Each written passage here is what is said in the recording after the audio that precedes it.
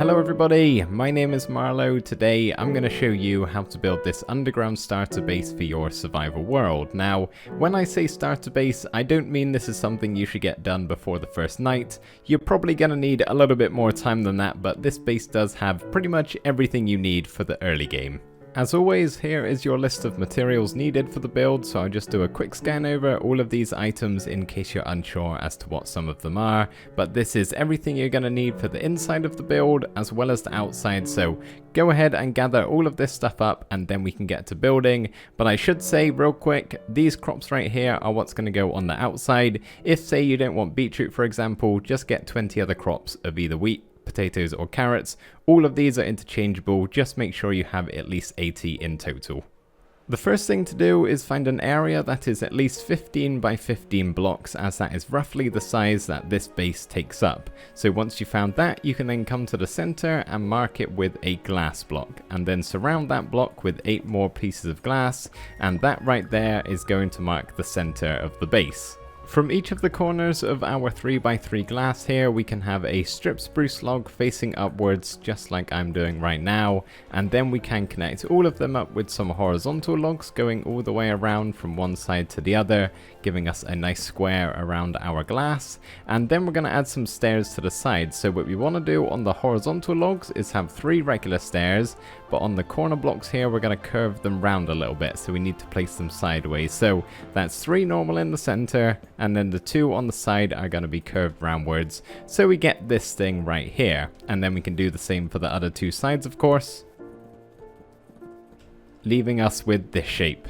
We're going to place some oak fences on all of our upwards facing logs, the ones in the corner spots here, and on top of those we're going to have some lanterns just to light it up a little bit. And then on the horizontal logs we're going to have some spruce trapdoors. Now it doesn't matter if you place them this way or that way, just make sure they're facing the same direction, otherwise it's not going to look particularly good. So say you had them all this way, except this one looks a little bit weird, so just make sure you're looking the same way when you place all of these. This next part we're going to have to do for all of the 4 sides, but just for now we're going to come to the center of any of the sides of your choosing, come to the middle of these 3 trapdoors, and then break 1, 2, 3 grass blocks, and we're going to place some trapdoors down. But this back one here we're actually going to waterlog with a water bucket, so you're going to need to crouch and just click a water bucket down, and as you can see there is now water underneath that one, but not these 2 here. So we've got it for this one. We can now do the same on this side, and this one too. At the end of each of these trapdoors we're going to have an oak fence gate with 2 fences either side and a strip spruce log either side of those with an oak slab on top, and then we can do the same 3 more times.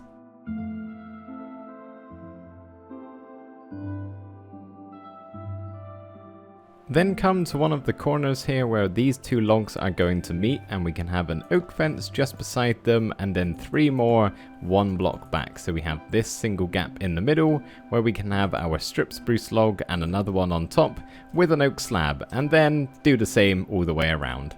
With the fence in place, we are now safe from most mobs. Admittedly, spiders can still jump over and skeletons can still shoot over, but we're not going to have a creeper waltz in through our front door, which really is the main thing we're worried about. So next up, grab your hoe and we're going to till every single piece of dirt within side of the fence here.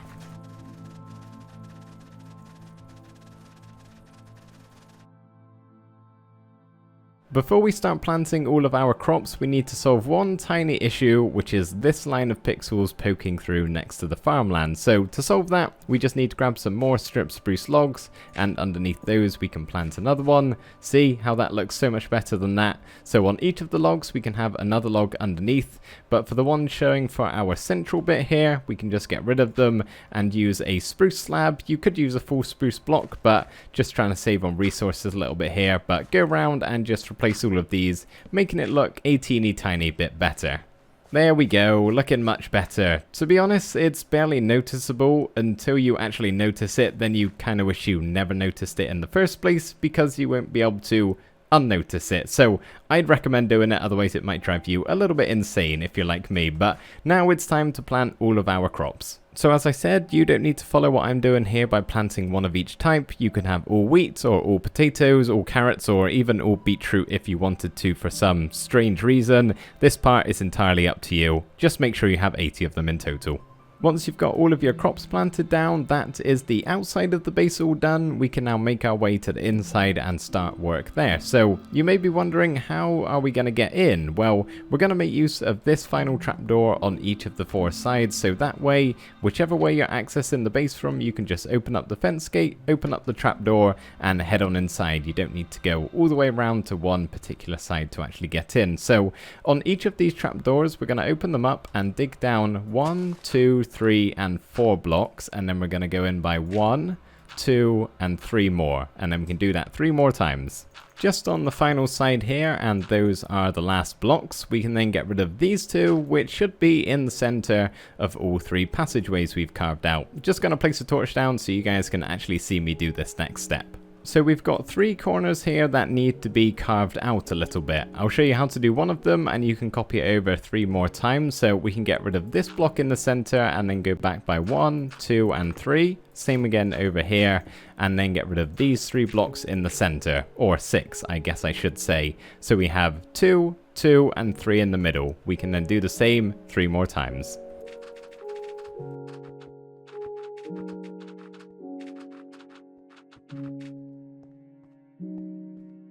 Once you've got this all hollowed out, we then need to raise the ceiling by 2 more blocks. So every single dirt block or stone I guess you see above you, go 1, 2, and do the same for every single block.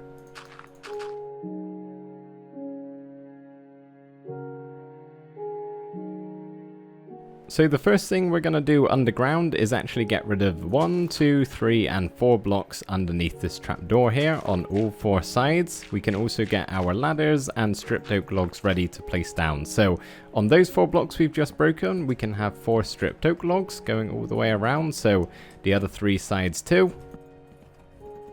And then on the front of each of those logs we can have 4 ladders, allowing us to get up and down to the base. That way, if we get this done first, if you need to go up for some resources, you can do it pretty easily. And of course, shut the trapdoor behind you.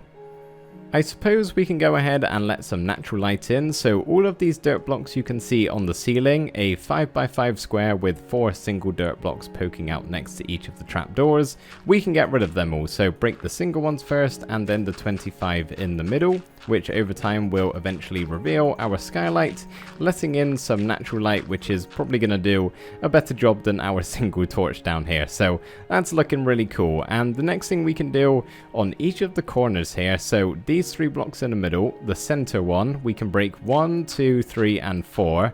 Do not get rid of the 5th one though. If I just middle click here, you can see that's actually farmland. Don't break that or you're going to ruin your crops above. And yeah, just below it we can replace the dirt we broke with some stripped spruce logs, and do that for the other 3 sides too.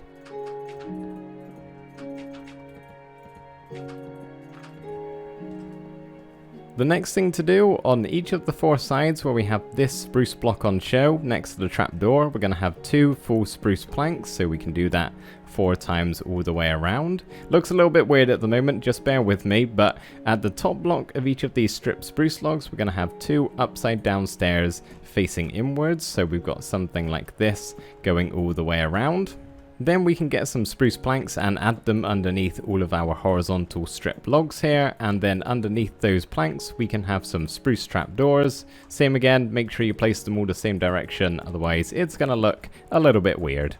Next up, grab your spruce slabs, and on each of the corners where our 2 stairs meet, we're going to have a slab just like that. Make sure it's on the top level, not that one right there. So we've got it filled in nicely, connecting up to the trapdoors. But on each of the sides here, we're going to have a slab on the top part of this spruce block, and then 1 block back, we're going to have one going downwards half a block. So this one is here, that one is there. So we've got something looking like this for each of the 4 sides. Hopefully you guys now have something looking like this, and now what you can do is remove all of the dirt and any other stone types within the walls. So you should have something like this now, and we're going to place down some oak planks on the top 2 blocks here. So leave the bottom one for now and just fill the rest in with some oak planks going all the way around. There we go, and now we're going to have some barrels underneath all of those blocks. But first things first, pick one side where you don't want any barrels. It really doesn't matter.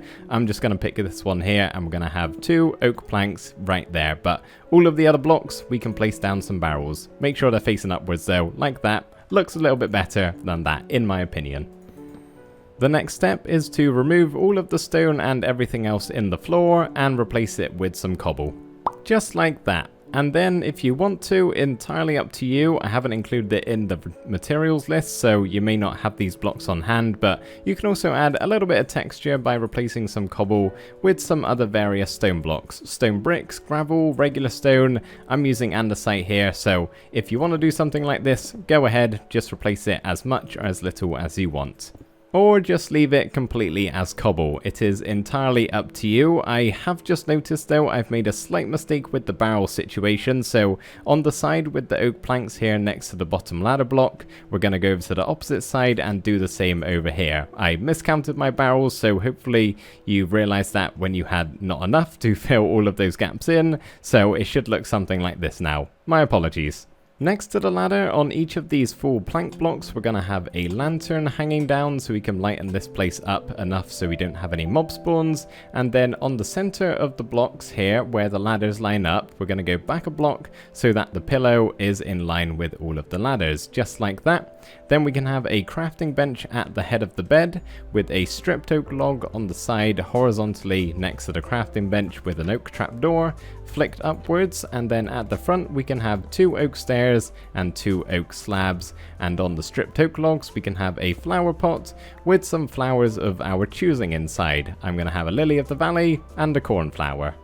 All that's really left to do is place down some of these blocks that are helpful for various crafting in survival. So on the sides where we have our full plank blocks is where we're going to put our cartographer's table, fletching table, loom, and smithing table. So I like to put the smithing table and the fletching table together because they currently, at the time of recording this, do not have a use. They will in 1.16 for the smithing table, and I'm sure the fletching table will at some point. But then we can come over to the other side where there is some oak plank blocks, place down our loom and cartographer's table, just like that. And then on the sides where we do have barrels, on one of them we can have our stone cutter and the other our grindstone, and then head over to this side and we can just have 2 simple chests.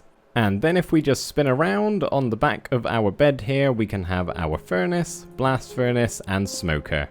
So that, everybody, is the survival base slash bunker slash underground house all done. It is missing a couple of helpful survival amenities that you may want to add in some other way. Enchanting table, for example, and potentially a nether portal. A couple of things like that you may want to maybe just expand upon. You could always bring the ladder on down to an extra spare room just below it for an enchanting table or something like that. It's really up to you, but for the most part, this is the base all done. Anyway, that's going to do it for this video, so I really hope it helped you out if you were looking for a build like this and it was an easy enough tutorial to follow along with. I hope you enjoy your new underground base. Thank you very much for watching, and I will see you next time. Bye for now.